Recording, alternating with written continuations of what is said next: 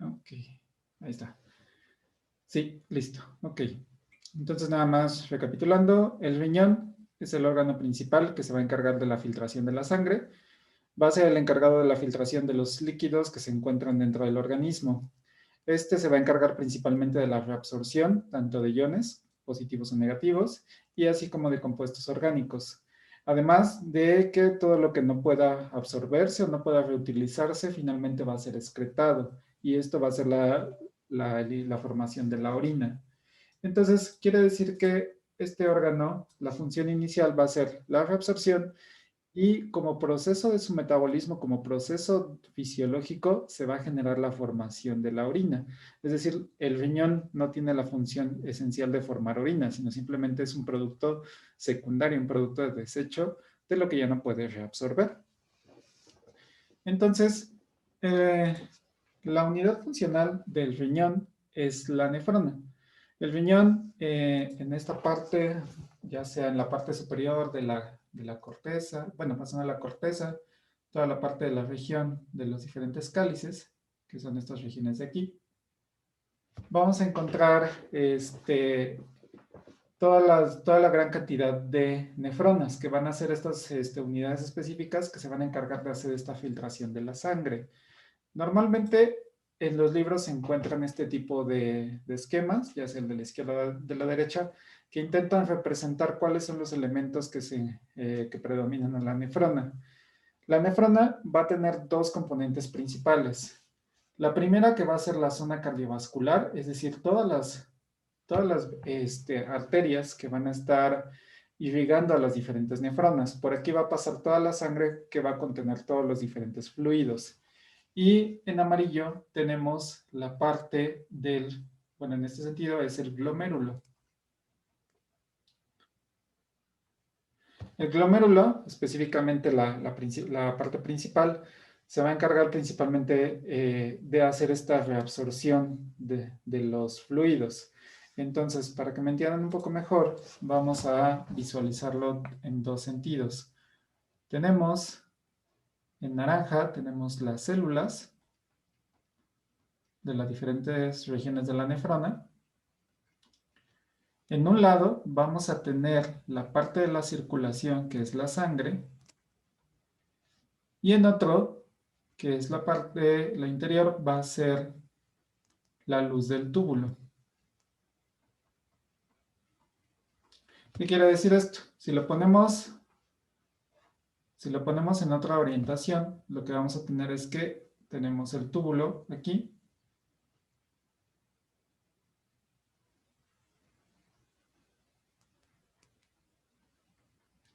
tenemos las células,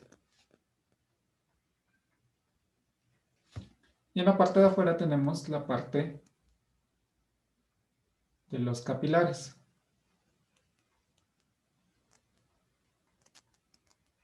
Es decir, aquí va a venir toda la parte de la sangre. Entonces, ¿cuál va a ser el proceso que se genera aquí? La sangre viene de todo el organismo, llega a la parte del glomérulo, filtra o excreta todas las sustancias, incluido agua, cationes, aniones, aminoácidos, todo tipo de compuestos, y se va a ir principalmente a la parte del túbulo. Es decir, todo lo que viene de aquí atraviesa las diferentes células y llega a la parte del túbulo. Entonces, este proceso va a ser la secreción.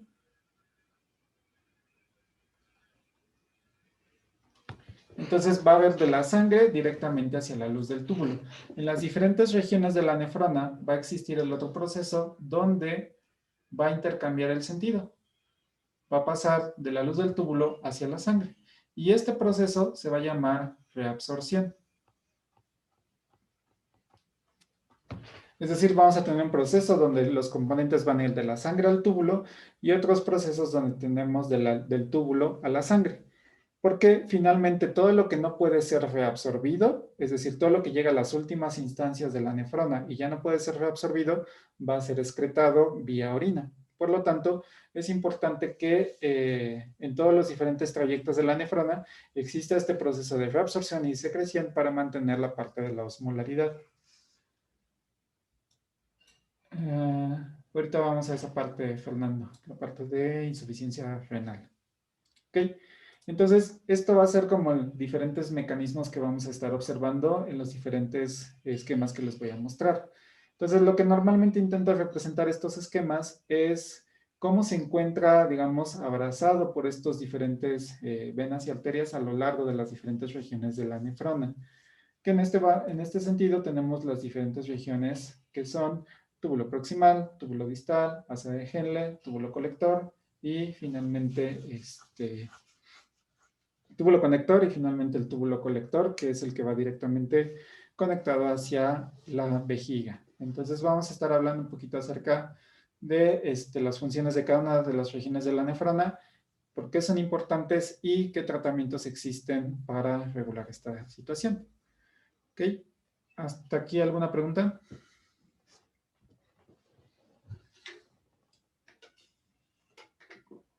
Ok. Entonces, vamos a intentar, bueno, vamos Profesor, hablando con el... ¿Sí? ¿Iban a preguntar? el proceso en el que los componentes van de la sangre a la luz tubular no recibe un nombre diferente si se hace en un lugar diferente al glomérulo. No, porque todo, bueno, o sea, realmente el proceso general es la secreción. Entonces, dependiendo de, más bien, dependiendo de la región de la nefrona, va a ser el tipo de secreción que se vaya a estar generando. Pero de forma general es como la parte de la difusión celular. Ok, gracias. ¿Sí? Ok. Primeramente tenemos el túbulo proximal. El túbulo proximal, que es prácticamente las primeras regiones que tenemos aquí en la nefrona, prácticamente hasta esta región de aquí. En el túbulo proximal se va a hacer la secreción prácticamente de todos los elementos. Vamos a tener la secreción de tanto glucosa, agua, sodio, potasio, calcio, cloruros. También tenemos bicarbonato y aminoácidos. Pues prácticamente todos los procesos va a ser, en esta región, va a ser reabsorbido, perdón, en esta parte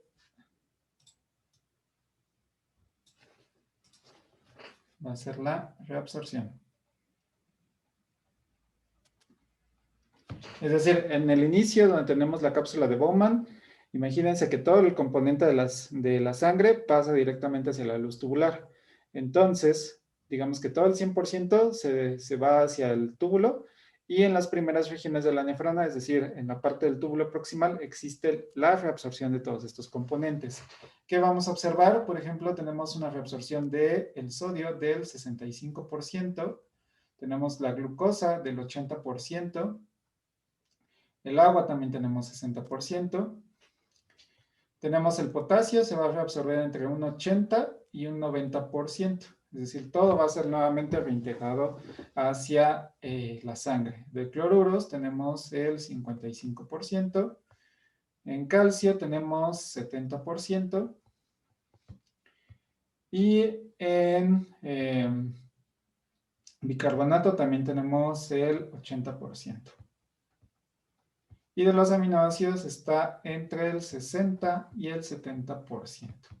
Entonces, como podemos observar, en la primera región de la nefrona, en el túbulo proximal, se hace la reabsorción de la mayoría de todos los componentes. Esto es para no desestabilizar la parte de la nefrona. Entonces, eso lo que nos permite es mantener la parte de la osmolaridad, otro concepto que vamos a estar manejando mucho, que va a ser la parte de la osmolaridad. Ok, aprovechando, vamos a definir exactamente la osmolaridad y por qué tiene un impacto importante en el control de los fluidos y sobre todo en el control de la presión arterial. La osmolaridad se define como la cantidad de solutos por unidad por volumen de sangre. Es prácticamente la concentración que vamos a tener. La osmolaridad se utiliza, bueno, más bien se utiliza estas unidades de, como moléculas de miliosmol, osmolar u osmolal, porque lo que nos permite es hacer una cuantificación de cuántos componentes se encuentran disueltos en esta o suspendidos en estos fluidos, que en este caso va a ser la sangre y en el túbulo intersticial. ¿Esto qué nos permite determinar? Nos permite primeramente determinar cuál va a ser la viscosidad del fluido,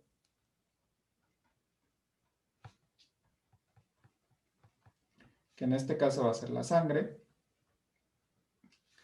Luego nos va a permitir determinar la concentración de ciertos elementos, como pueden ser aminoácidos, carbohidratos y sobre todo los iones.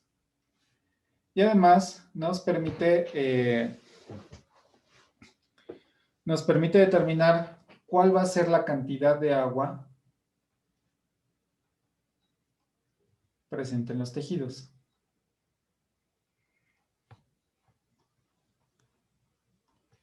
Y esto lo podemos expresar sencillamente si tenemos prácticamente una célula o cualquier componente, podemos observarlo como si fuera una bolsa, prácticamente como un pequeño globo.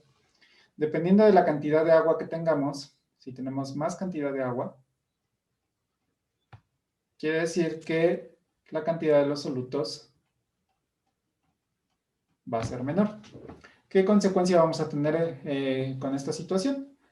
Quiere decir que vamos a tener una disminución de la osmolaridad y por lo tanto una menor cantidad de la presión arterial. Esto nos importa porque la presión arterial se define como la cantidad de fuerza que se está ejerciendo sobre las paredes de las arterias y de las venas. Entonces, la presión arterial, que normalmente la determinamos en las diferentes regiones del organismo, nos permite determinar qué tanta concentración de solutos se encuentran en la sangre y sobre todo en las diferentes venas y arterias. Esto permite determinar si existe, por ejemplo, una mayor concentración de solutos, posiblemente pueda desencadenar un efecto de hipertensión. ¿Esto por qué se origina? Porque si tenemos el efecto contrario, si tenemos una mayor cantidad de solutos, quiere decir que vamos a dibujarlo de esta forma.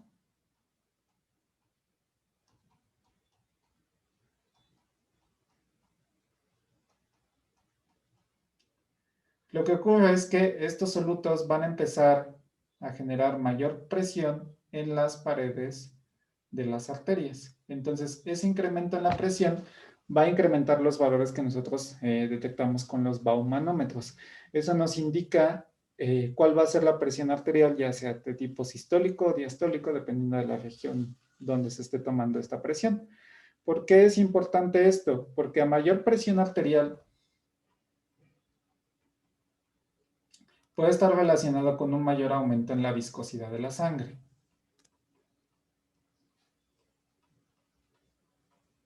Y una mayor viscosidad lo que va a hacer es que tenga una mayor resistencia al movimiento.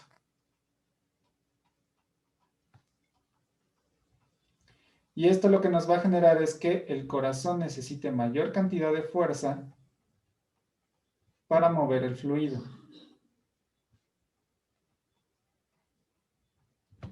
¿Qué quiere decir? Quiere decir que, por ejemplo, si tenemos una sangre con mayor concentración de sodio, esa sangre va a ser mucho más densa en cuestión de la cantidad, mucho más viscosa por la cantidad de solutos que se encuentran ahí. Por lo tanto, el movimiento que tenga esta sangre no va a ser tan sencillo o va a ser tan fácil de hacer como si tuviéramos una menor concentración de sodio. ¿Qué necesita el corazón? Recordemos que el corazón se genera, incrementa una fuerza de contracción para poder mover toda esa sangre. Si el corazón con la fuerza que tiene no puede mover, no puede desplazar de forma adecuada todo el fluido de la sangre, necesitará incrementar esta fuerza de contracción. Y ya hemos visto en la clase pasada que incrementar la fuerza de contracción normalmente no es bueno para el corazón, porque lo que va a empezar a hacer es generar una mayor cantidad de células para poder contrarrestar o para poder corregir este proceso de falta de fuerza. Por lo tanto, vamos a tener problemas cardíacos como los que hemos mencionado, ya sea de tipo arritmias cardíacas, problemas de hipertrofia cardíaca y sobre todo los procesos de insuficiencia cardíaca, que es cuando el corazón no puede mover estos fluidos. Entonces, por eso es que el sistema cardiovascular está relacionado tanto con el sistema renal como con el corazón, porque el corazón se encarga de mover la sangre, pero quien se encarga de regular la cantidad de fluidos va a ser el riñón. Entonces, volviendo al tema que nos interesa, lo que va a hacer en las diferentes regiones de la nefrona es va a controlar la cantidad de iones que se encuentran en esta sangre para dar la osmolaridad adecuada y favorecer tanto las concentraciones de iones de solutos para que pueda mover de forma adecuada para que el corazón pueda funcionar de forma adecuada.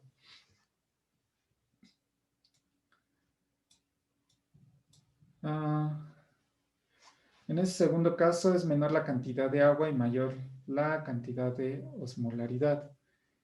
Exactamente. En este sentido, lo que va a ocurrir en este segundo caso es que disminuimos la concentración de agua, por lo tanto la concentración de solutos aumenta. Por lo tanto, la osmolaridad va a aumentar. ¿Ok? Sí, la definición de la presión arterial es la fuerza que genera el fluido sobre las arterias y las venas. Es decir, si tenemos, por ejemplo, una situación así,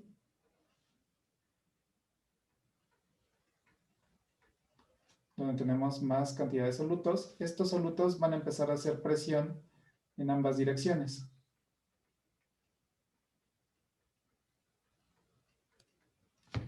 Entonces, ¿qué es lo que va a intentar hacer el organismo? Por un lado, va a generar todos los mecanismos necesarios para contrarrestar esta presión. Entonces, va a forzar a sus mecanismos contráctiles de los cardiomiocitos para contrarrestar esta presión por la osmolaridad que está generando los solutos. ¿Ok? Bien, entonces, ¿hasta aquí alguna pregunta de esto? Yo sí, profesor, perdón. Con respecto al agua, o sea, dijo que baja la cantidad de agua, o sea, el hecho que haya más solutos es lo que hace que baje, o sea, no es como el agua que ya está. Sí, o sea, Ya es- podemos tener aquí dos mecanismos. Y eso, bueno, eso ya es un poquito más avanzado, se puede ver en parte de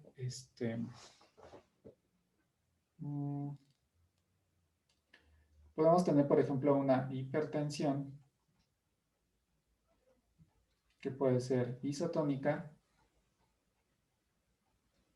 hipertónica o hipotónica. ¿A qué se refiere esto? Que podemos tener, por ejemplo, una mayor acumulación de agua, puede aumentar la tensión arterial, pero eso es porque se aumenta el volumen de agua como tal.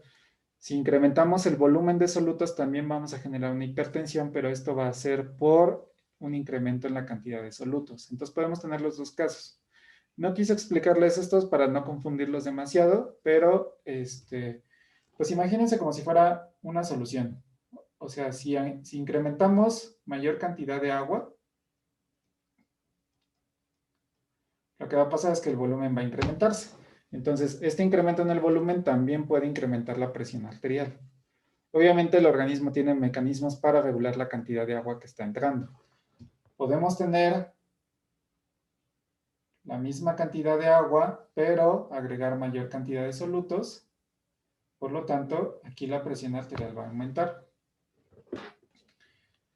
Y también podemos tener otra situación donde nuestro contenedor sea mucho más pequeño, tengamos la misma cantidad de agua, a lo mejor la cantidad de solutos no es tan grande, pero como nuestro recipiente es mucho más pequeño, tenemos un incremento en la osmolaridad y por lo tanto un incremento en la tensión arterial. Estos, como les digo, son mecanismos ya un poquito más finos, por así decirlo, pero sepan que se pueden ocurrir en todo el organismo, pero normalmente el que ocurre más va a ser el elemento de aquí. donde incrementamos la cantidad de solutos y por lo tanto la tensión arterial se incrementa. ¿Sí, Lisbeth? Más o menos. Ok. Profesor, y en esos tres ejemplos,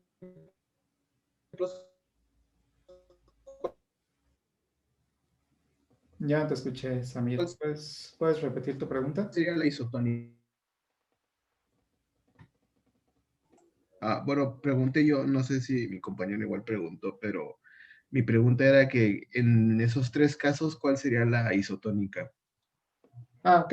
La isotónica solamente es cuando sería el aquí, que se incrementa, o sea, más bien que los volúmenes son iguales. Lo único que ocurre es que se disminuye el espacio. Esto es, por ejemplo, cuando se contraen las arterias. Si se contraen demasiado las venas y las arterias, lo que ocurre es que el volumen se mantiene igual, pero por espacio disminuye y por lo tanto se incrementa la presión arterial.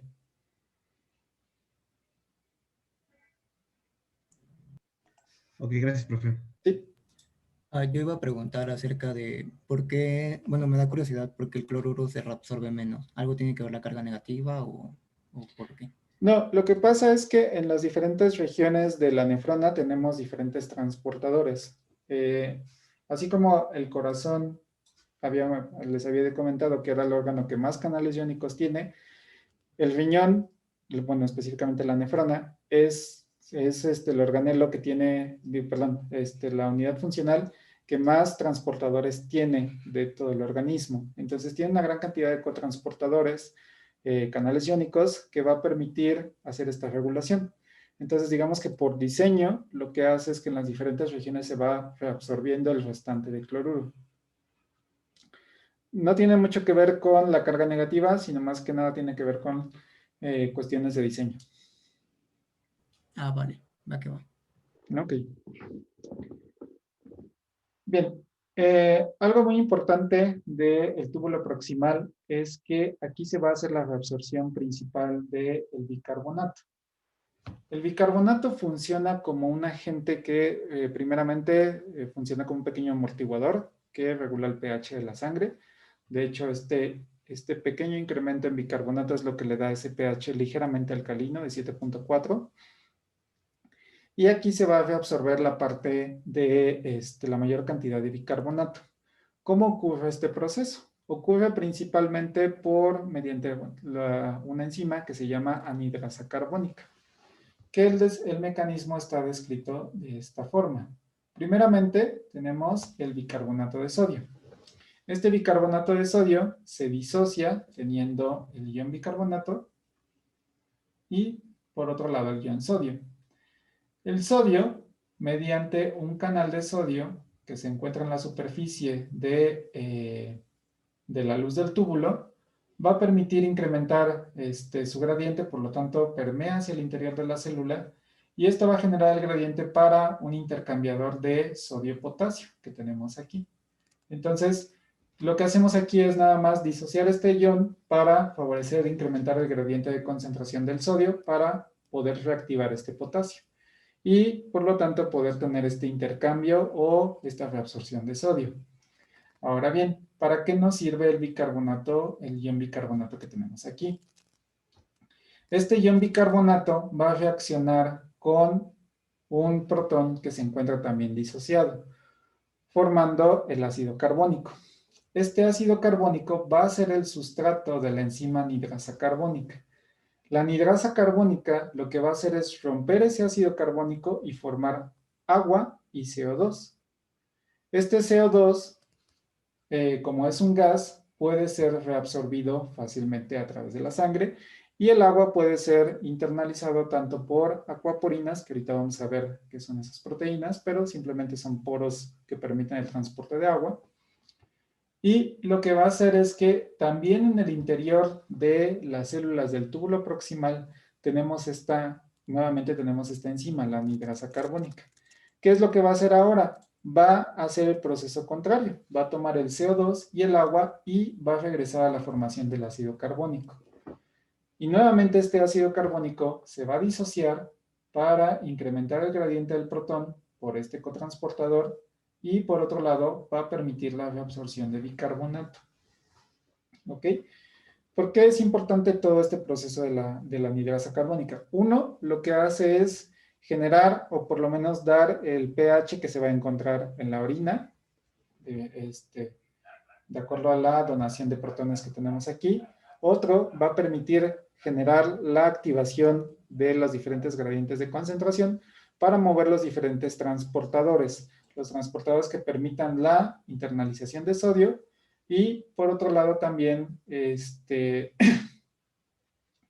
regular la concentración de pH y de los otros transportadores de potasio. Entonces, por eso es importante esta reabsorción del bicarbonato en el túbulo proximal. ¿Por qué les estoy hablando de esta anhidrasa carbónica? Porque existen tratamientos que inhiben a la anhidrasa carbónica. Como podemos observar, esta anhidrasa carbónica permite la reabsorción de sodio hacia la sangre. Entonces, en personas que tienen, por ejemplo, hipertensión, normalmente está asociado con un incremento de sodio en sangre.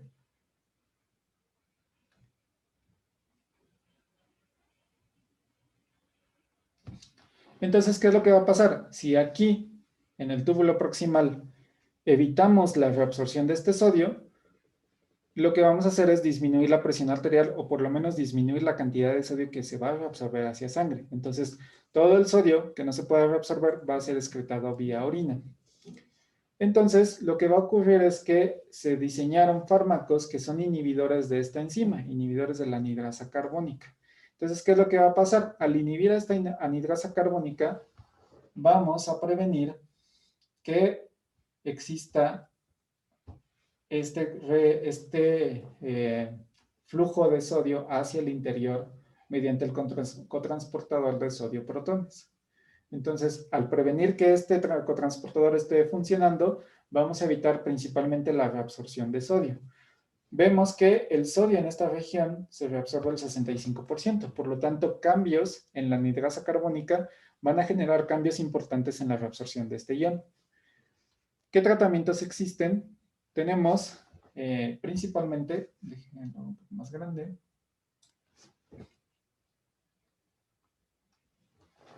Los tratamientos que existen actualmente como inhibidores de la anhidrasa carbónica van a ser la acetazolamina, la diclorfenamina y la metazolamina. Prácticamente todos ellos se absorben o tienen una disponibilidad oral del 100%, lo cual lo hacen bastante efectivos para inhibir a esta enzima y se llega a tener un proceso de eliminación de hasta el 30% del sodio en sangre.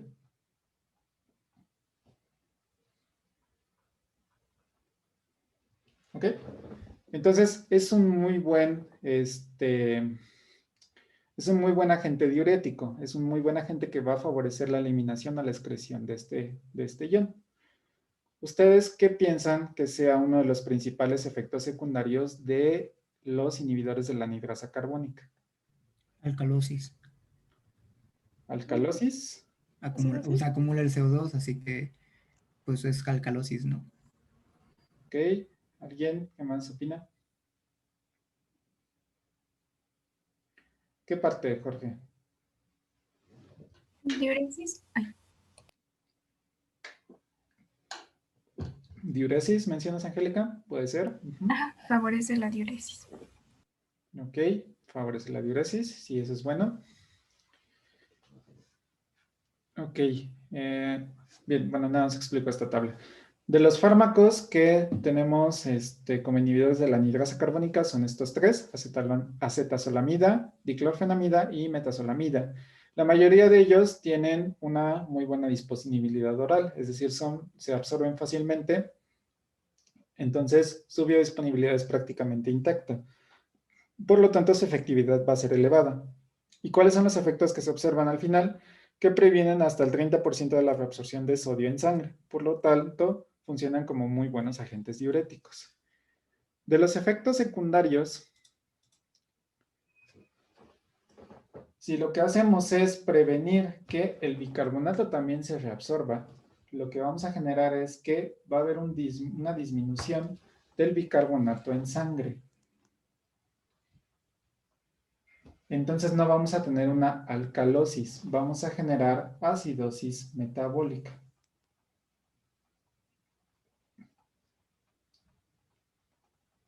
¿Por qué? Porque de igual forma todo el bicarbonato va a ser excretado por vía orina. Quiere decir que el pH de la sangre va a disminuir, por lo tanto vamos a tener un efecto de acidosis como tal. Entonces lo que va a pasar es que en tratamientos crónicos con acetazolamida o con cualquier otro inhibidor de la anhidrasa carbónica, se disminuye el pH y puede llegar a generar problemas bastante serios. Puede generarse inclusive un shock. La persona puede entrar inclusive en un estado de coma. Normalmente los inhibidores de la anhidrasa carbónica, por tener tanto efecto sobre la reabsorción de sodio y sobre todo por tener un efecto sobre el incremento del pH, solamente se utilizan en personas que tengan hipertensión severa y sobre todo se utilizan solamente en las primeras etapas. Una vez que ya se logra normalizar un poco la hipertensión, se pueden utilizar otros tratamientos que ahorita vamos a mencionar. Entonces, los inhibidores de la anhidrasa carbónica no son tan efectivos como tratamiento de primera línea para la hipertensión. Por el hecho de ser tan efectivos, generan efectos negativos en muy poco tiempo. ¿Ok? Profesor, y dijo que inhibirlo, o sea, el gradiente que se crea de protones es lo que hace que entre más sodio, ¿verdad? Sí. Aparte de su otro mecanismo que es creando el gradiente, o sea, es que me confundí un poquito en eso de que va a activar la bomba sodio-potasio Ok, para su reabsorción. vamos a explicarlo algo. Cuando tenemos este bicarbonato, recordemos que aquí estamos en la luz del túbulo. Entonces quiere decir que esto va directamente a orina. Entonces, este bicarbonato de sodio se disocia. Por un lado, generamos el sodio. Para que este cotransportador, el C1, cotransportador,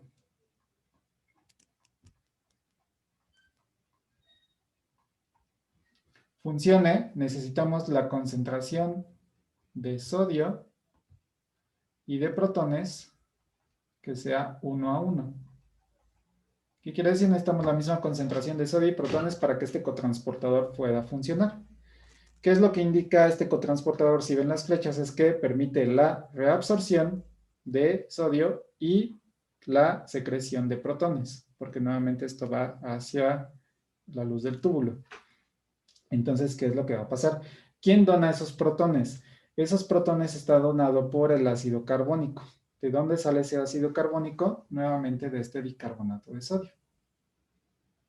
¿Quién va a generar este ácido carbónico? La anhidrasa carbónica. Pero obviamente esta anhidrasa carbónica lo que va a hacer es romperlo en CO2 y agua para que pueda difundir fácilmente hacia las células. Y una vez que está dentro de las células, lo vuelve a juntar, vuelve a formar este ácido carbónico para poder nuevamente favorecer este gradiente.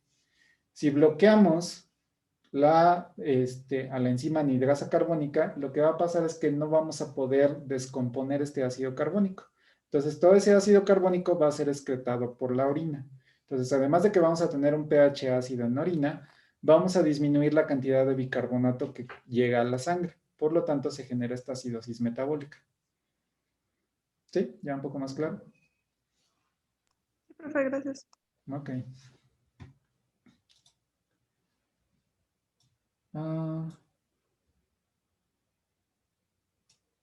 Sí, sobre todo porque en la parte interna no tenemos el bicarbonato. Lo que tenemos en la parte interna es CO2 y agua.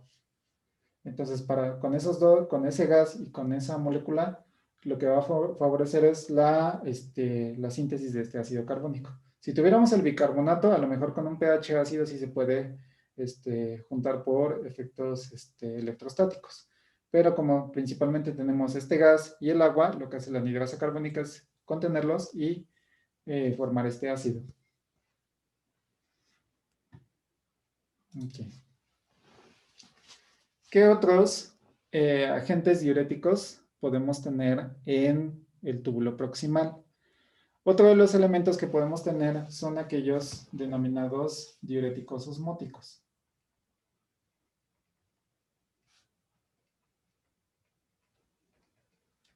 Como su nombre lo indica, lo que van a hacer es simplemente incrementar el cambio de osmolaridad. Si incrementamos la osmolaridad en uno de los dos tejidos, lo que vamos a hacer es disminuir la reabsorción de los elementos. En este sentido, tenemos dos clasificaciones, la glicerina y la isosorbida y el manitol y la urea. La glicerina y la isosorbida se van a administrar por vía oral, mientras que el manitol y la urea se van a administrar por vía intravenosa. ¿De qué depende esto? Depende que la reabsorción, por ejemplo, de glicerina y de la isosorbida es muy fácil, se puede reabsorber fácilmente.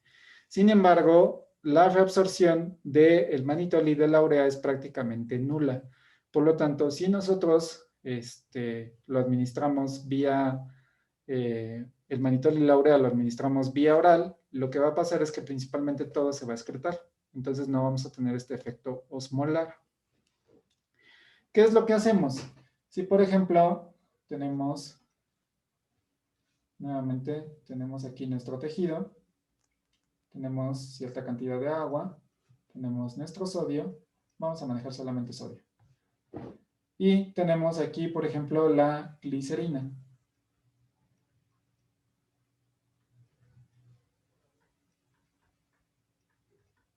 Si tenemos una mayor cantidad de glicerina, lo que va a hacer es que, lo que va a permitir es que la glicerina se pueda reabsorber y por lo tanto lo que vamos a aumentar es la reabsorción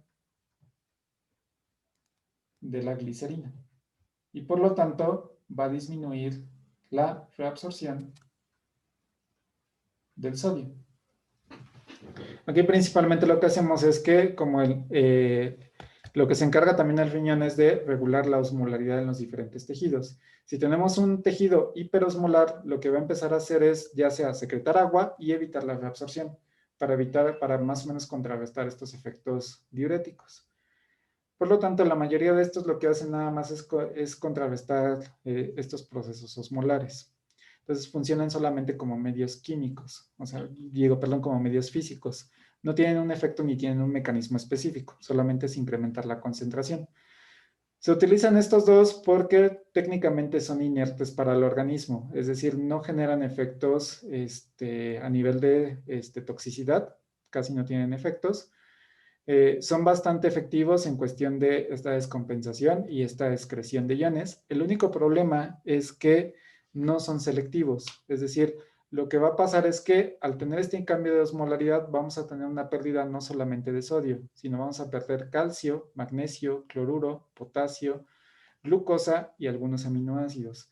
Entonces, estos diuréticos osmóticos también son bastante agresivos para las personas.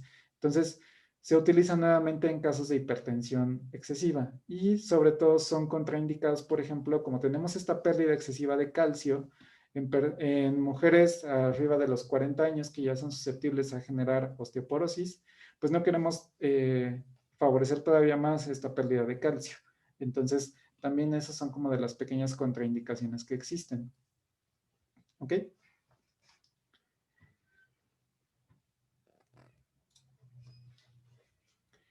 Bien, continuando con la siguiente región del riñón, tenemos el asa de Henle.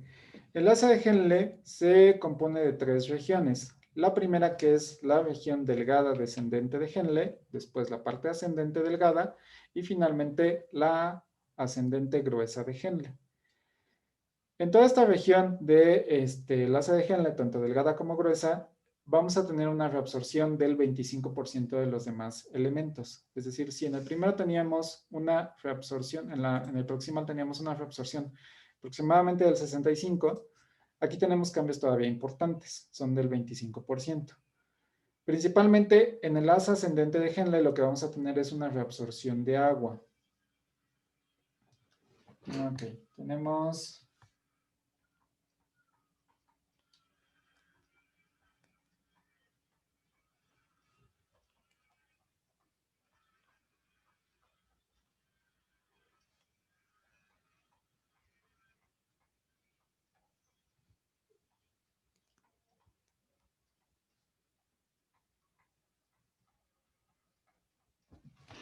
¿Ok? Son las tres partes del asa de Henle. En el asa de Henle, en la parte delgada, lo que va a encargarse nada más es de hacer un proceso de reabsorción de agua.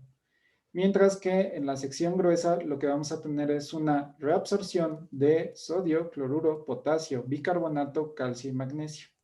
Y vamos a tener una secreción de ácido. Entonces, normalmente en esta región es donde se dictamina cuál va a ser el pH final de la orina. Por ejemplo, en personas que tienen orina muy ácida, en este proceso es donde se va a favorecer la excreción de estos protones. ¿De qué depende la acidez de la orina? Normalmente depende de la alimentación. Si la alimentación contiene muchos ácidos orgánicos débiles, la orina normalmente aquí en este sentido va a ser bastante ácida. No hay tanto problema en la acidez de la orina, sobre todo si está regulada por parte de la alimentación.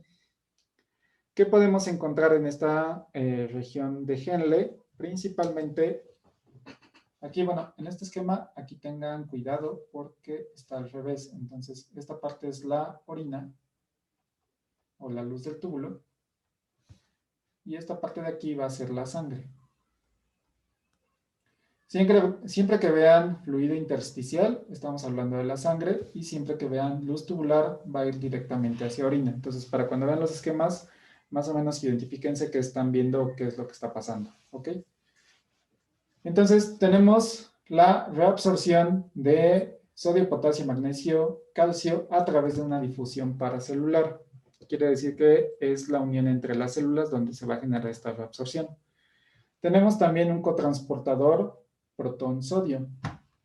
Este cotransportador permite la reabsorción de sodio y la secreción de protones, que es lo que les decía, que generaba esta regulación del pH de la orina. Y aquí también tenemos este cotransportador triple. Prácticamente no hay cotransportadores triples en el organismo. Uno de los más importantes es este cotransportador triple de sodio, cloruro y potasio. Entonces, como les decía, en este punto del asa de Henle, vemos que tenemos una mayor reabsorción de cloruros. Entonces, como me preguntaron en la diapositiva anterior por qué era menos la reabsorción de cloruros, es porque en estas regiones donde todo el cloruro que teníamos por excedente se va a reabsorber para nuevamente favorecer este gradiente. Entonces, aquí aproximadamente se va a reabsorber el 20% de todos los iones que faltaban. Entonces, ¿qué es lo que vamos a observar también en la cara basal, la que conecta directamente hacia la sangre? Tenemos la bomba sodio-potasio ATPasa, que sabemos que es un transportador activo que regula las concentraciones mediante el uso de energía. Tenemos canales de cloruro y tenemos canales de potasio. En esta región también se regula la concentración de potasio que se va a generar. Si tenemos un excedente de potasio, podemos favorecer la excreción de potasio, y si tenemos un déficit de potasio, en estas regiones donde se reabsorbe más. Entonces, digamos que aquí se hacen los cambios finos de este potasio. Ahora bien, ¿qué podemos utilizar aquí qué tratamientos existen para regular esta región? Pues tenemos inhibidores que son los diuréticos de asa. Estos diuréticos de asa, su único mecanismo es inactivar al cotransportador triple de sodio, cloruro y potasio. Entonces, ¿qué es lo que va a pasar? Que vamos a favorecer la excreción de estos tres iones. Entonces, vamos a favorecer que todos estos iones vayan directamente hacia orina. ¿Cuáles son los fármacos representativos de este grupo? Tenemos principalmente a la furosemida, al ácido etaclínico y a la torsemida. Todos ellos prácticamente se utilizan como tratamiento de primera línea para la hipertensión. Son los fármacos más utilizados para este tipo de condiciones. Son bastante bien tolerados por el organismo. Como tenemos el asa de Henle que tiene un cambio importante desde el 25%, pero no descompensa tanto como en el túbulo proximal, sí pueden regular de forma más específica la hipertensión arterial. ¿Cuál va a ser uno de los principales problemas? Que tienen muchas interacciones con otros medicamentos. Aquí les dejo prácticamente cuáles son las interacciones que se presentan. De los más comunes es que con el uso de fármacos antiinflamatorios no esteroideos se puede incrementar la toxicidad, sobre todo toxicidad con ácido acetilsalicílico. Entonces, las personas que están consumiendo este tipo de fármacos se recomienda que no utilicen tanto fármacos antiinflamatorios. También pueden, por ejemplo, potenciar algunos otros diuréticos, como los diuréticos tiacídicos, que veremos un poco más adelante. Y también va a favorecer la alteración de otros elementos, como puede ser el litio. Recordemos que el litio se utilizaba como uno de los principales tratamientos antipsicóticos o también como un estabilizador de ánimo. Entonces, en personas con esquizofrenia, personas con psicosis, normalmente que también pueden llegar a tener problemas de hipertensión generado por los mismos medicamentos, se recomienda que también tengan mucho cuidado si están sobre todo en tratamiento con litio, porque va a incrementar su concentración plasmática y eso puede generar insuficiencia renal aguda. Entonces, prácticamente son muchos de los principales efectos secundarios que tienen estos diuréticos de asa. En cuestión de regulación osmolar, son bastante bien tolerados y van a tener una regulación, bueno, pueden llegar a tener efectos negativos, sobre todo pérdida excesiva de potasio. Entonces son como de los principales efectos secundarios. Pero como les digo, son los diuréticos de primera línea. ¿Ok? Sí, no está contraindicada con el enalapril, ahorita vamos a ver ahí, solamente que puede potenciar los efectos de excreción de potasio. Entonces pueden generar hipopotasemia, que es una pérdida excesiva de potasio. Y eso puede generar problemas severos, sobre todo en efectos de contracción muscular. Ahorita vamos a esa parte.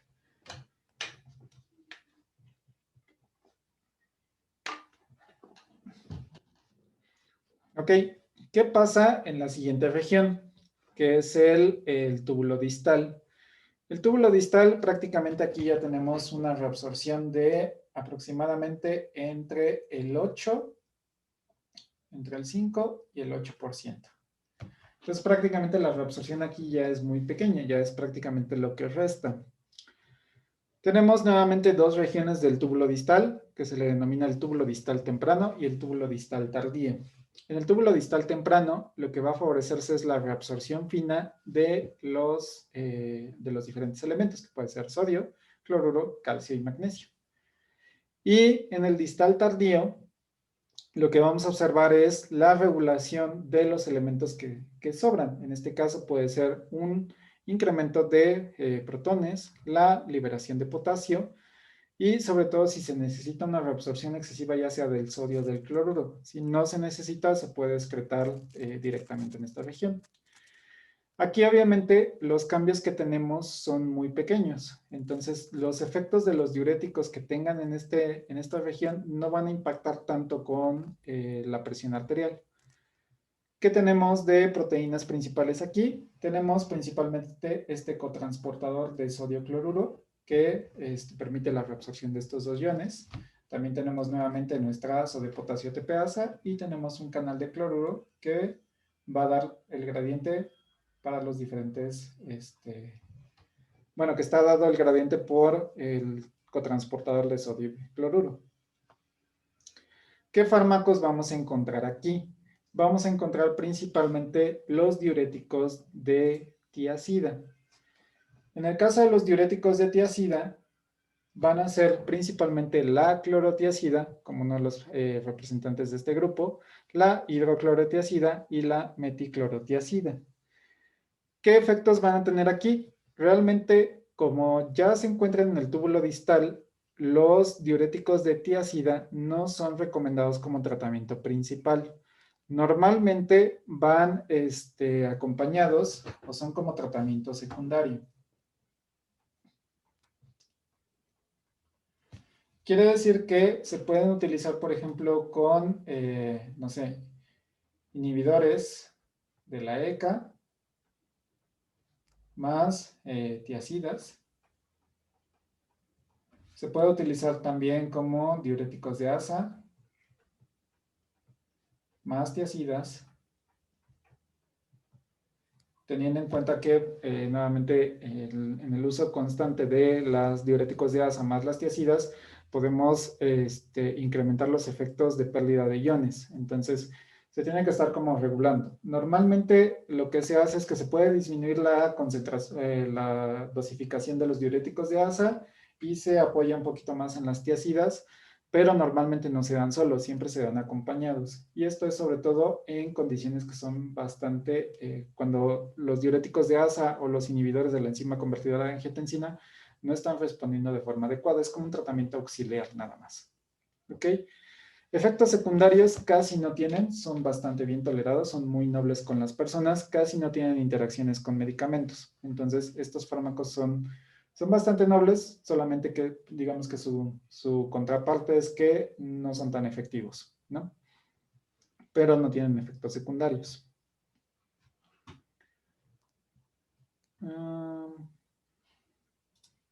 ¿Qué más? Ok.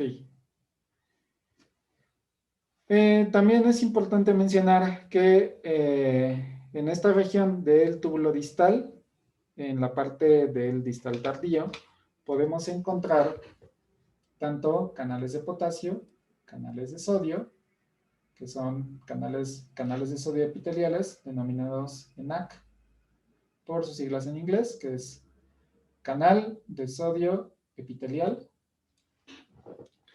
que permite nuevamente la reabsorción de sodio. Tenemos nuevamente nuestra bomba proton-potasio, sodio-potasio ATPasa, y finalmente un canal de cloruro.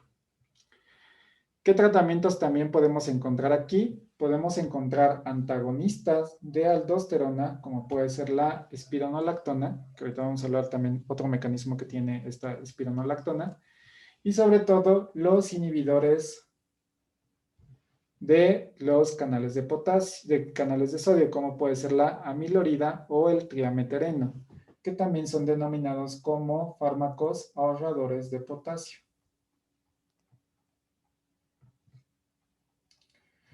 Son fármacos ahorradores de potasio porque el hecho de bloquear a este canal de sodio lo que hace es que rompamos con este gradiente de la de la sodio-potasio ATPasa y por lo tanto no tengamos esta excreción de potasio. Entonces permite compensar estos efectos de excreción de potasio. Creo que no.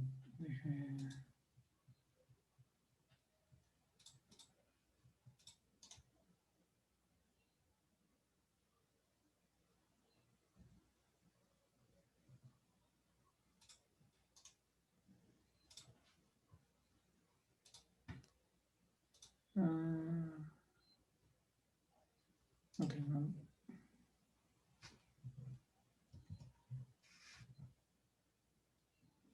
Ok. Dejen su esto.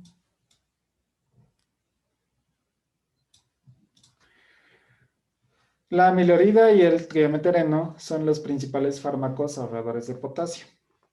Estos son los fármacos que van a bloquear este canal de sodio en el túbulo distal. Nuevamente, también su efecto es muy pequeño porque solamente regulan entre el 3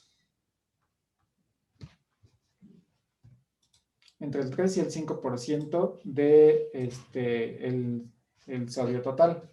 Entonces, 3, 5% de eliminación de sodio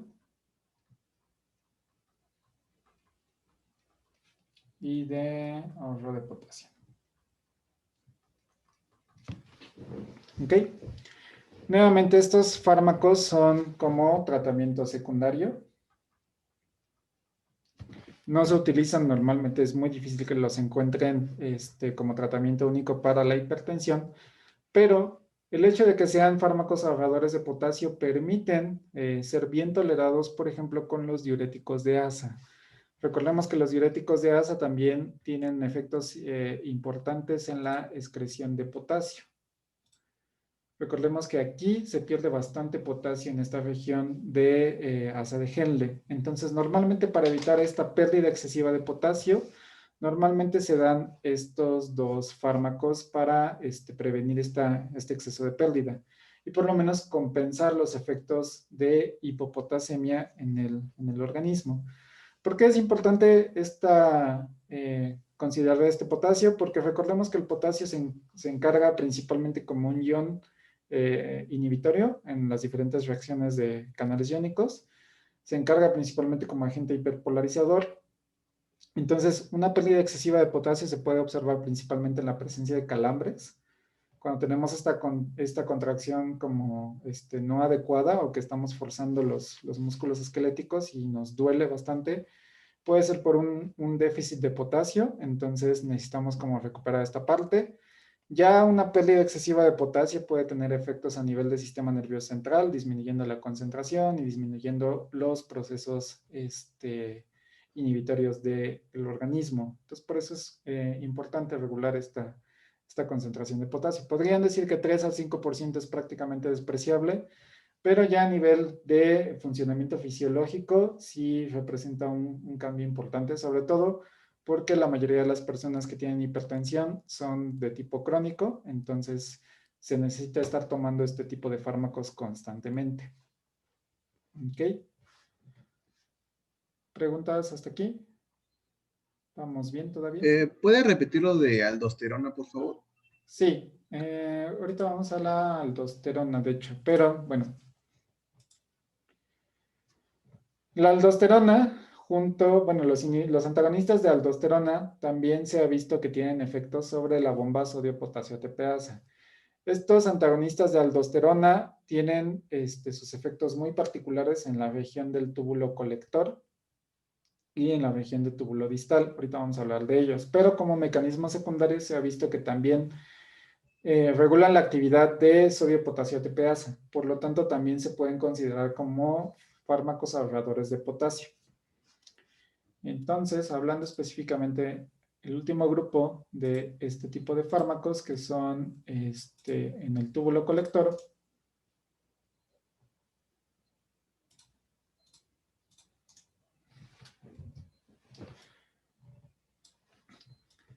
tenemos a los fármacos que funcionan como agentes antagonistas de la aldosterona. La aldosterona tiene nuevamente cambios muy finos en la reabsorción de sodio en la parte final. Prácticamente estamos hablando de en túbulo distal.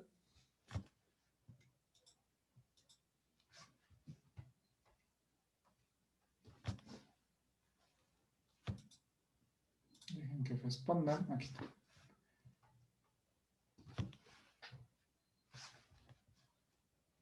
Ok. En túbulo distal tenemos una reabsorción del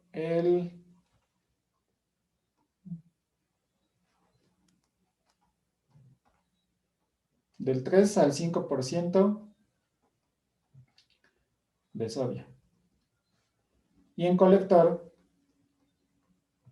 tenemos aproximadamente del 1 al 3% de sodio. Entonces, nuevamente, se puede considerar como un efecto despreciable. Prácticamente esta reabsorción ya prácticamente es nula. Pero se ha visto que el uso de los antagonistas del receptor de aldosterona permite mejorar la actividad de otros diuréticos. Entonces, inclusive, nuevamente, estos se utilizan como tratamientos secundarios y permiten una mejor regulación de sodio.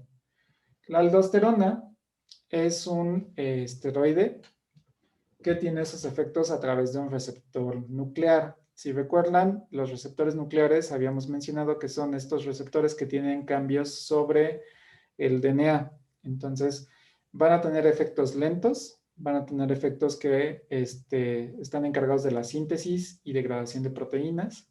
Entonces, se ha determinado que las proteínas activadoras por aldosterona, que están ahí representadas como A y P,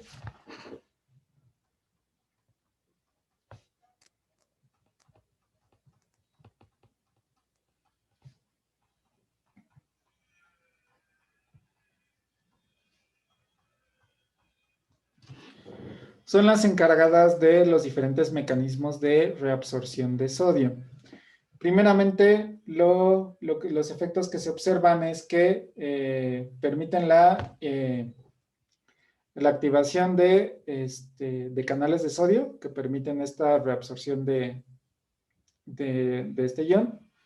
Permiten también los procesos de translocación de estos canales. Tienen efectos sobre la bomba sodio-potasio ATPasa. También permiten regular la activación de esta bomba. Tanto su activación como su internalización.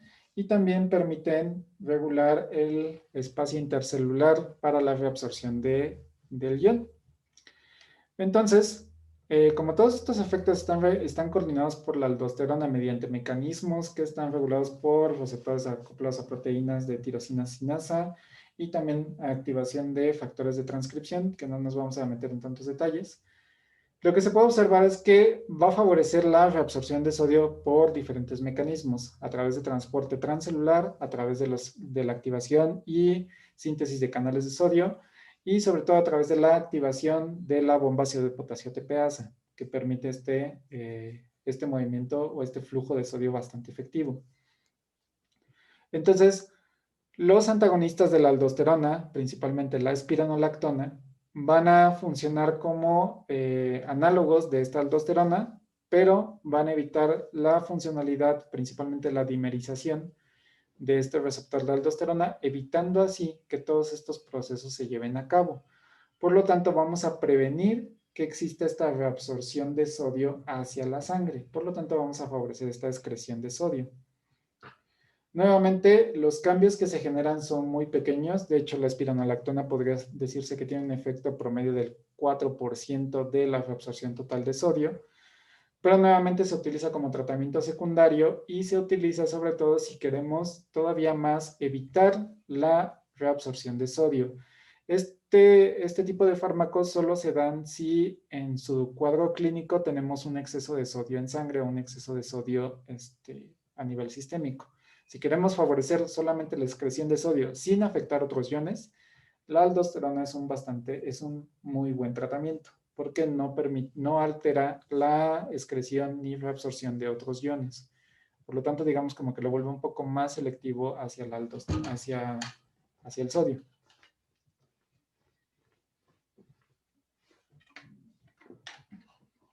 ¿Dudas de esta parte?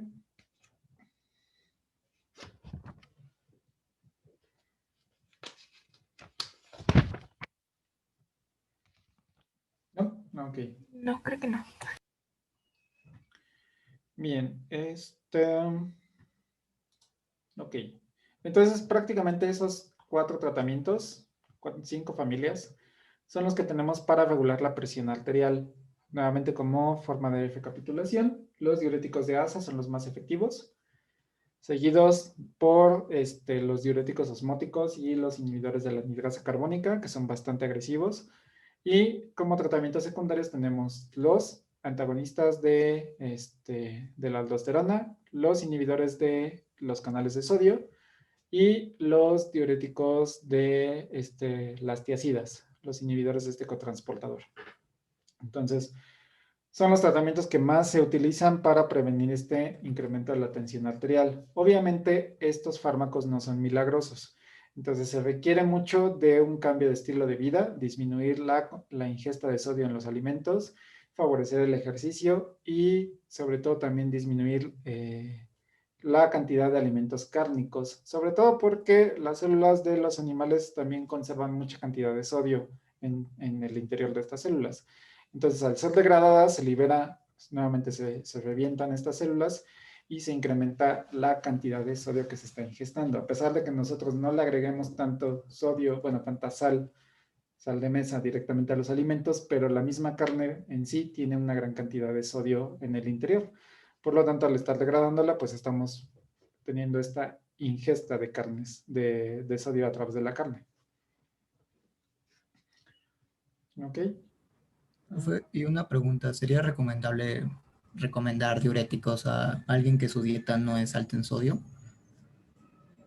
Dependiendo de cuál sea la problemática que tenga, se puede hacer una regulación de la alimentación. De hecho, es muy fácil regular el sodio. O sea, si tienes una dieta que tenga déficit en sodio, es relativamente fácil hacer contrarrestarla.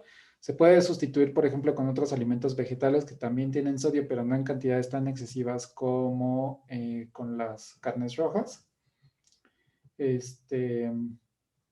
Entonces, a nivel metabólico es mucho más fácil regular la cantidad de sodio y potasio que a nivel, digamos, ya sistémico. Yo, vale. El agua de Jamaica, ¿dónde entra? Normalmente entra en la parte final, en la parte del túbulo distal. Se ha visto que favorece la reabsorción de agua. Entonces, favorece, perdón, la secreción de agua. Entonces, previene la reabsorción de sodio y por lo tanto la mayor cantidad de agua se empieza a secretar y por eso es como un agente diurético. Mi perrito tenía un edema con cavidad abdominal y se dieron furosemida y espironolactona. Sí, de hecho, la mayoría de estos diuréticos también no solo funcionan en personas que tienen hipertensión, sino en personas que también tienen insuficiencia cardíaca. Sobre todo personas que tienen insuficiencia cardíaca del lado izquierdo para favorecer esta eliminación de fluidos del organismo, se pueden utilizar estos diuréticos. Entonces, normalmente es cuando se dan este tipo de tratamientos.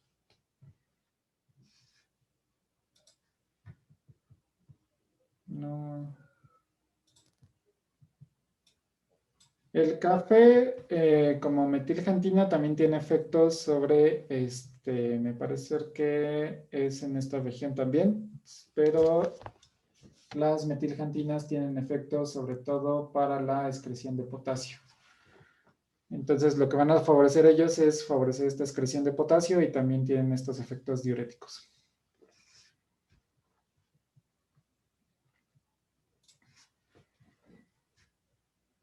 Ok.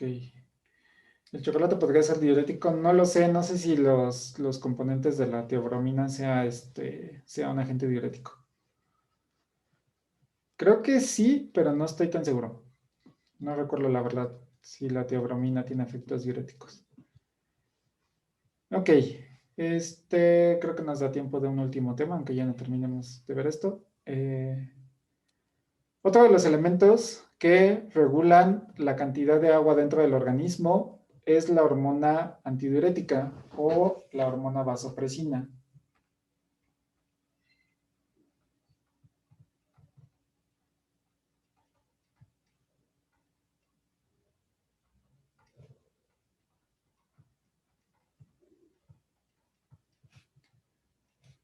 Estos dos nombres son equivalentes. En un inicio se le denominaba como hormona vasopresina porque se creía que solamente se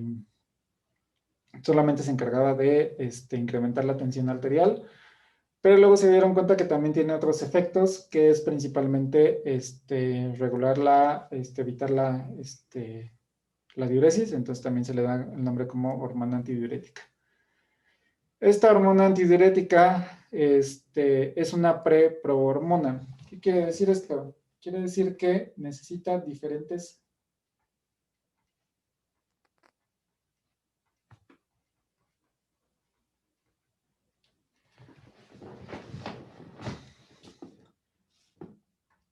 Esta connotación de pre y después de pro significa que necesita estar hidrolizada 2 veces para que se libere la hormona.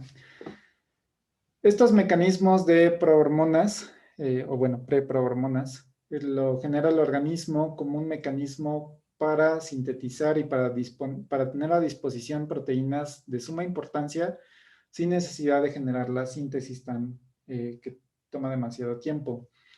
Uno de los ejemplos más clásicos es la insulina, que lo veremos la siguiente semana, pero también es una prohormona.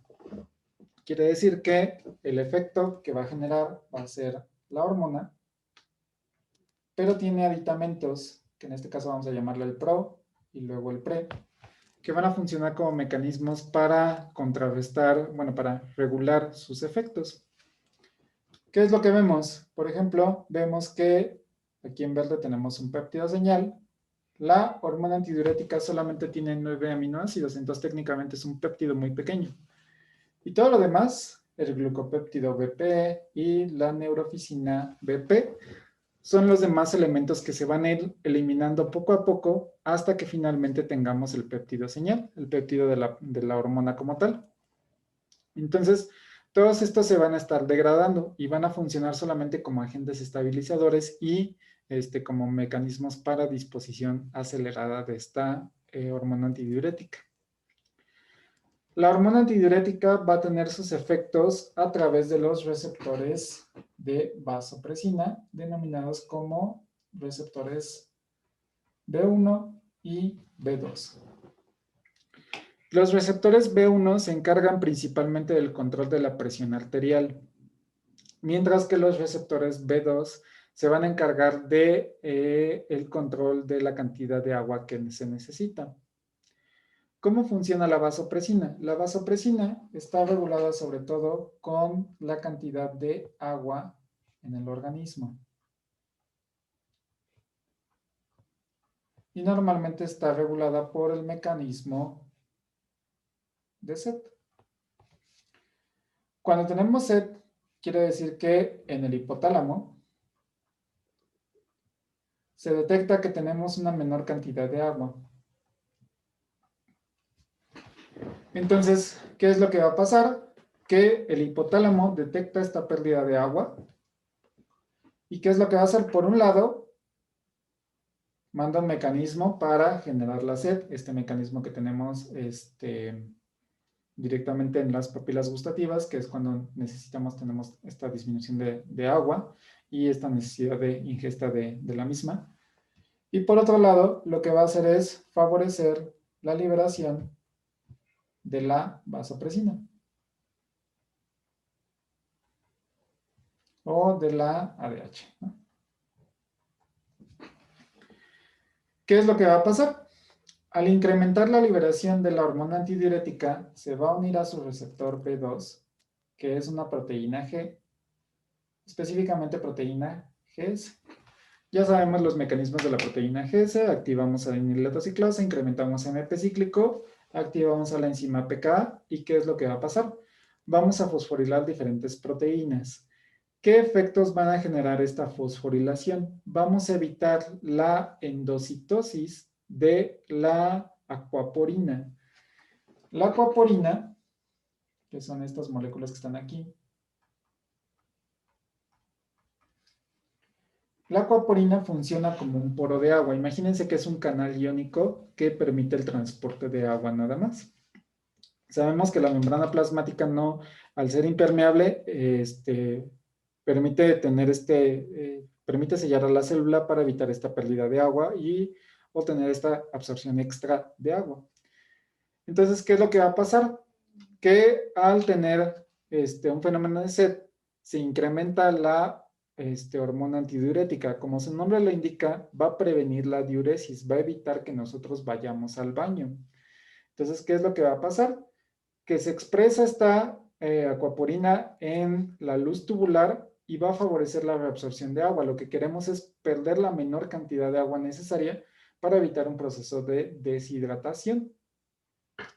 Entonces, cuando se activa esta hormona, lo que hacemos es evitar proceso de endocitosis, la recaptura de estas acuaporinas y favorecer el transporte de agua hacia la sangre.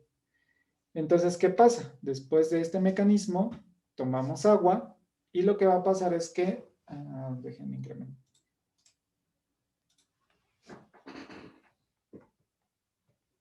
Entonces, tenemos sed, tenemos menor cantidad de agua. El hipotálamo incrementa la ADH, se incrementa la acuaporina y por lo tanto tenemos mayor reabsorción de agua en sangre. ¿Qué pasa? Tomamos agua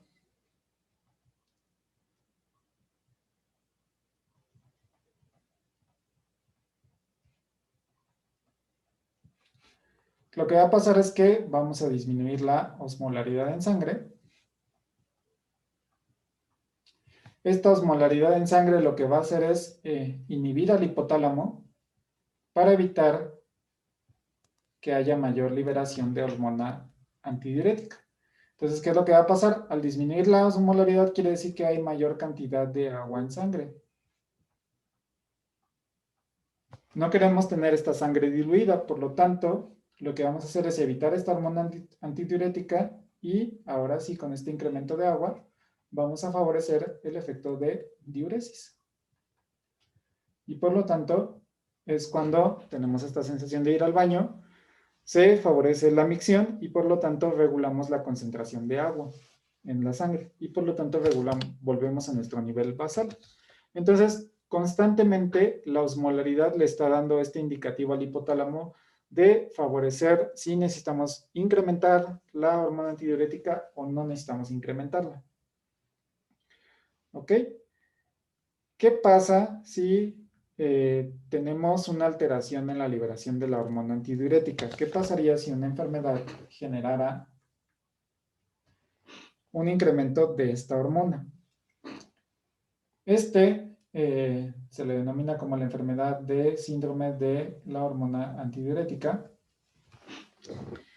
que quiere decir que tenemos una sobreproducción de hormona antidiurética. ¿Qué es lo que va a pasar? Que las personas normalmente tienen una retención mayor de agua, porque favorecemos la liberación de esta sin necesidad de que tengamos esta cantidad y por lo tanto prevenimos o tenemos una mayor retención de líquidos.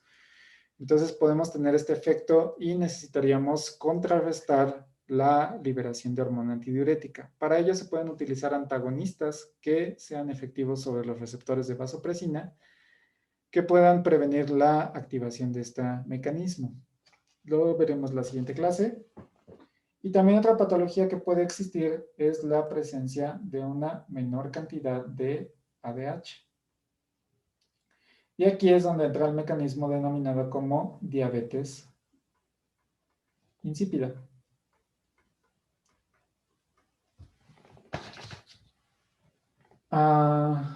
¿Esta enfermedad es hereditaria o se refiere a algún factor externo? Normalmente es hereditaria. Normalmente son factores genéticos. La alteración de la liberación de hormona antidiurética, ya sea en mayor o en menor cantidad, son enfermedades hereditarias. Ya nada más para terminar, tenemos otra alteración que es cuando tenemos menos cantidad de hormona antidiurética. Quiere decir que se libera muy poca esta cantidad, por lo tanto las personas tienen esta necesidad de excretar una gran cantidad de agua. Cuando se genera este proceso se le denomina como diabetes insípida, que en mucho tiempo se consideraba esta diabetes como una diabetes tipo 3. Decían que era diabetes insulina dependiente, no insulina dependiente y diabetes insípida. Diabetes insípida significa que, más bien, el término diabetes significa dulce.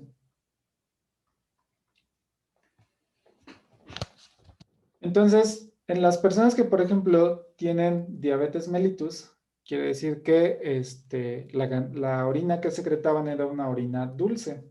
Entonces, lo que hacían los médicos anteriores es que en los pacientes que sentían que tenían diabetes, probaban la orina y determinaban que era una orina bastante dulce. Entonces, ahí le dieron la característica o la connotación como diabetes mellitus. Y a las personas que excretaban una gran cantidad de orina, pero su orina no era dulce, le denominaban que tenían diabetes insípida. Y de ahí se hizo esa clasificación de estas dos patologías. Cabe destacar que la diabetes insípida no tiene nada que ver con el páncreas, ni alteración de la insulina. Simplemente es que las personas excretan demasiada agua y al excretar esta demasiada agua es principalmente por alteraciones en la hormona antidiurética. Okay, entonces nada más esto era como un breviario cultural y son las dos patologías que podemos tener con esta hormona. Existen tratamientos que funcionan como agonistas o antagonistas de esta hormona para prevenir y contrarrestar estas patologías. Pero nuevamente, como solamente tienen efectos específicamente en estas dos enfermedades, casi no hay tratamientos disponibles porque no es tan prevalente estas dos condiciones. y no está regulado principalmente por la hipertensión arterial, sino son otros mecanismos. Entonces no hay tantos tratamientos ni hay tantas aplicaciones para estos fármacos.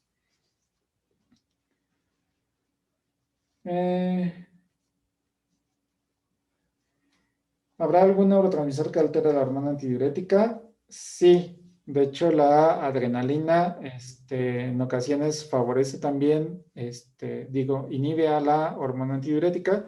Si recuerdan, lo que les decía es que en algunas ocasiones se previenen estos elementos. Entonces, muchas veces, por ejemplo, en una situación de estrés, lo que se hace es que se previene la liberación se favorece la liberación de la hormona antidiurética, pero una vez que pasa el susto, lo que hace es que se regula de forma abrupta y es cuando viene esta sensación bueno, más bien esta condición que las personas se orinan. Y eso es por una gran cantidad de estrés que se genera.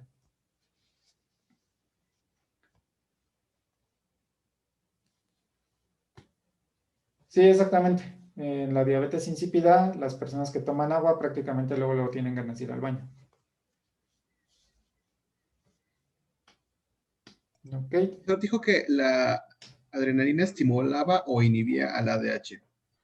Inhibe, hormona antidiurética, estimula la liberación de la hormona antidiurética. O sea, durante el proceso de estrés, lo que menos ganas tienes es ir al baño. Entonces favorece la liberación de hormona antidiurética, pero cuando, digamos, estos niveles de estrés bajan, toda esa hormona antidiurética que estaba ahí liberada se contrae y por lo tanto ya empieza como la micción descontrolada. Además de que también tiene regulación sobre procesos dilatadores del músculo liso. Entonces, son dos mecanismos que están participando.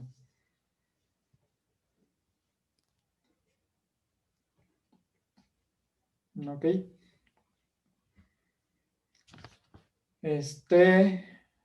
Pues creo que ya nos ganó el tiempo. Hasta esta parte de vasopresina y nada más la primera parte de la hormona antidiurética, no tanto los tratamientos, sino hasta esta parte, vendría el siguiente examen. Entonces ya la parte de renina, angiotensina la veremos la siguiente clase, pero ya no entraría dentro del examen. Entonces solo sería la parte de cardiovascular, inflamación y esto de renal. ¿Ok? Lo del sistema respiratorio, ¿no? Bueno, Sí, ¿cómo es lo de inflamación? es la parte de inflamación. Ok.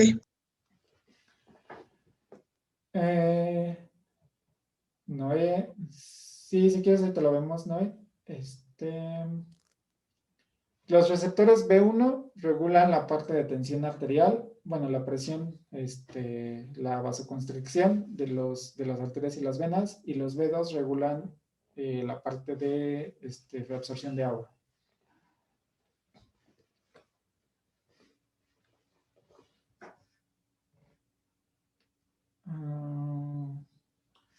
Yasmín nos pregunta si el color de la orina nos puede indicar problemas renales. Normalmente el color de la orina está relacionado sobre todo cuando tienes problemas severos o cuando tienes infecciones. Por ejemplo, si es un tono rojizo, puede haber una lesión ya sea en vías urinarias altas, que está relacionado con los riñones. Un color rojizo negro está relacionado con secreción de sangre. Un color pardo normalmente está relacionado con ciertas cantidades de ácidos grasos. Demasiada espuma está relacionada con liberación de proteínas. O sea, cuando una orina tiene demasiada cantidad de espuma, está relacionada con excreción de proteínas, sobre todo de albúmina. Y me parece ser un color pálido, pues normalmente es una orina diluida. Entonces quiere decir que hay muy poca pérdida bueno, más bien hay una cantidad de agua y una menor pérdida de solutos.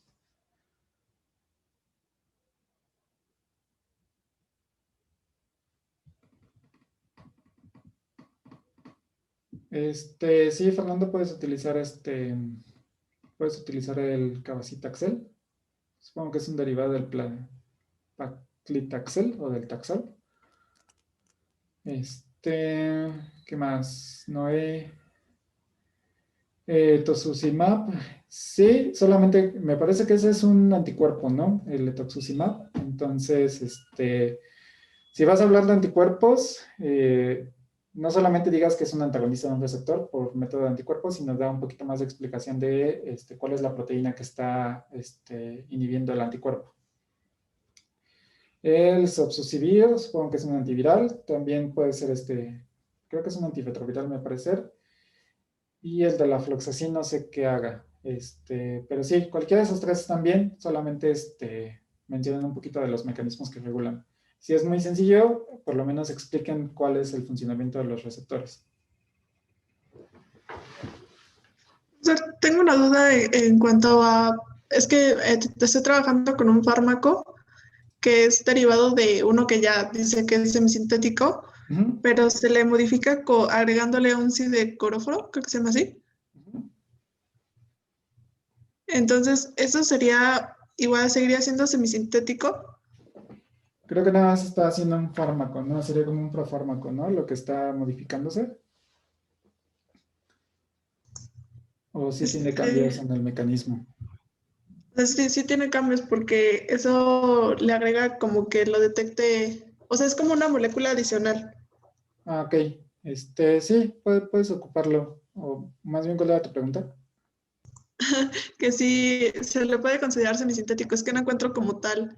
O sea, Ah, encuentro sí, que, sí, sí, está adicionado con cualquier molécula, se considera como semisintético. Si el original es un producto natural o un producto de origen biológico y se le adiciona, se le hace una modificación química estructural, ya sea agregando cualquier cosa, es un fármaco semisintético. que sea sintético. Sintético es que toda la molécula fue directamente, no es producida dentro del organismo. Por ejemplo, el ácido acetil salicílico es un fármaco sintético porque no hay derivados eh, dentro de nuestro organismo que tengan una estructura similar. Ok, pues gracias. Sí, Profe, sí, en el trabajo podemos agregar un esquema que, bueno, por ejemplo, para el mecanismo de acción del fármaco, podemos agregar un esquema que venga en el artículo. sí, sí pueden agregarlo y ya nada más explican qué es cada detalle, o sea, qué es lo que está representando y el mecanismo como tal. De hecho, a veces los mismos artículos traen esquemas que son mucho más fáciles de entender que solo el puro texto. Ujú. Gracias. Sí.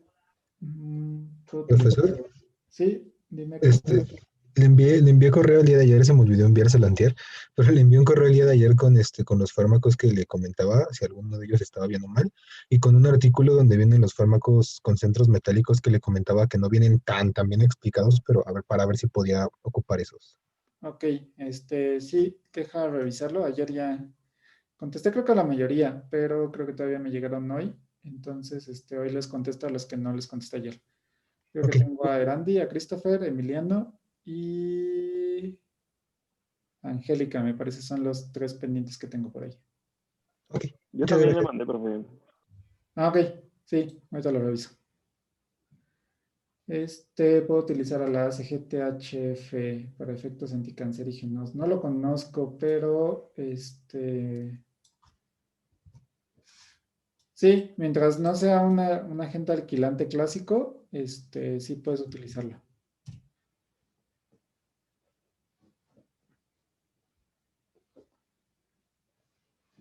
¿Va que va? Oye, yo tengo una duda de la... Sí, dime. Es sobre el contrarregulador de insulina en la fosforilación de serinas. Ajá. Si es el TNF Eh, o cómo actúa ahí. Es que no me quedó muy claro. para fosforilación de insulina, ¿me dijiste? No, para fosforilación de serinas como mecanismo de contrarregular la insulina, al receptor de Ah, insulina. ya. Déjame ver si tengo aquí un esquema. Creo que en el Goodman viene bien un esquema de cómo funciona cómo está el receptor de insulina. Déjame ver. Um,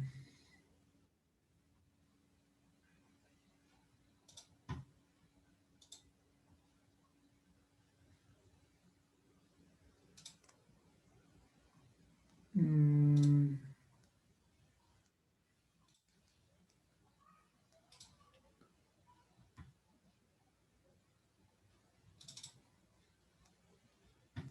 A ver.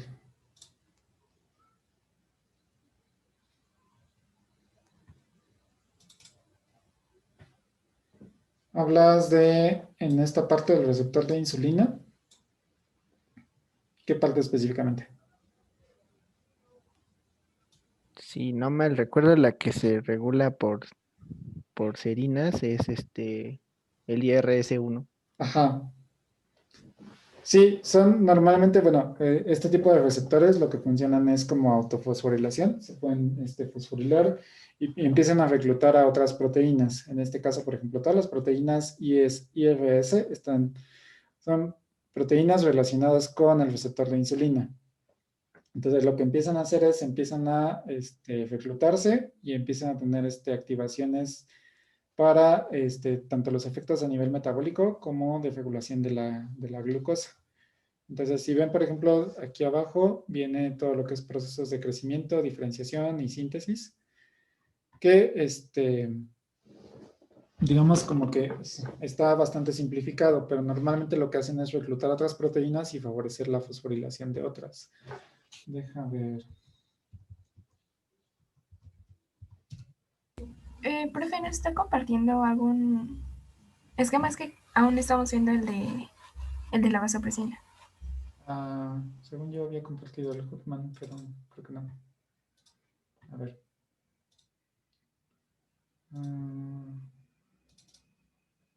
Ahí ya se ve este receptor. Ya, gracias, profe. Sí, era esa parte. Pero sí, como les decía, aquí en el libro lo que hacen es como enfocarse más a la parte de la inserción de los transportadores de GLUT4 para la recaptura de glucosa, pero realmente como la insulina tiene diversos mecanismos tanto de diferenciación como de regulación del crecimiento celular. Esto se vuelve bastante más complejo. Déjenme ver si encuentro, para que más o menos se den cuenta qué tan complicado está esto.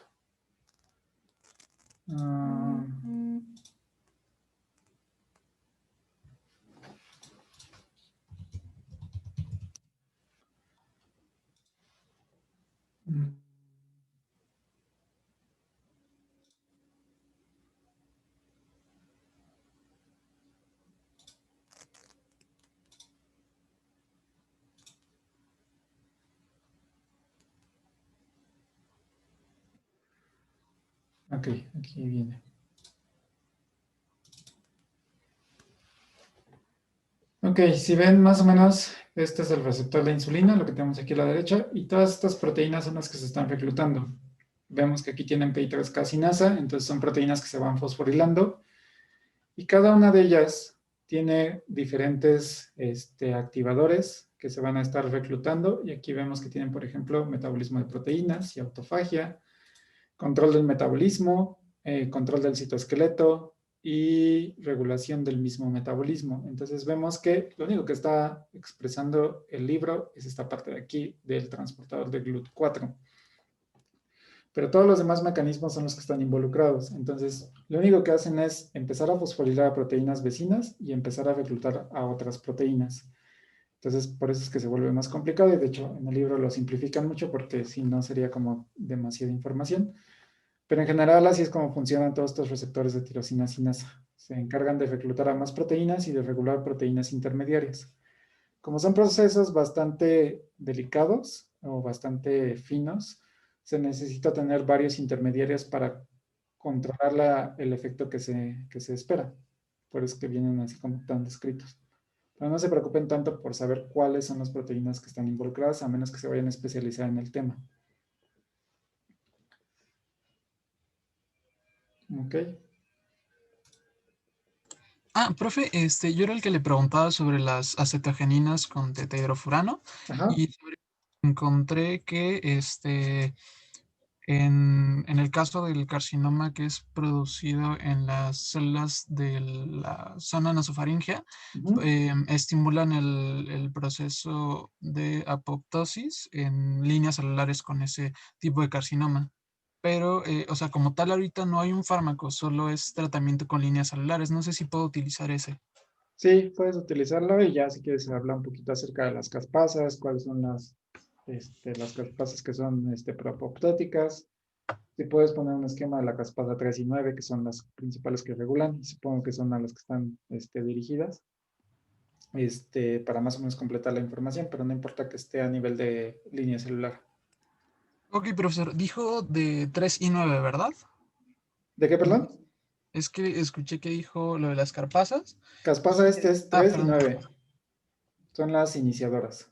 Normalmente Ok. hay una infinidad de caspasas, pero la 3 y la 9 son las iniciadoras. Supongo que son por ahí por las que va. Si va por otro mecanismo, bueno, ya sería como describirlo, pero normalmente van sobre esas dos. Ok, muchas gracias, profesor. Por nada. Hasta luego.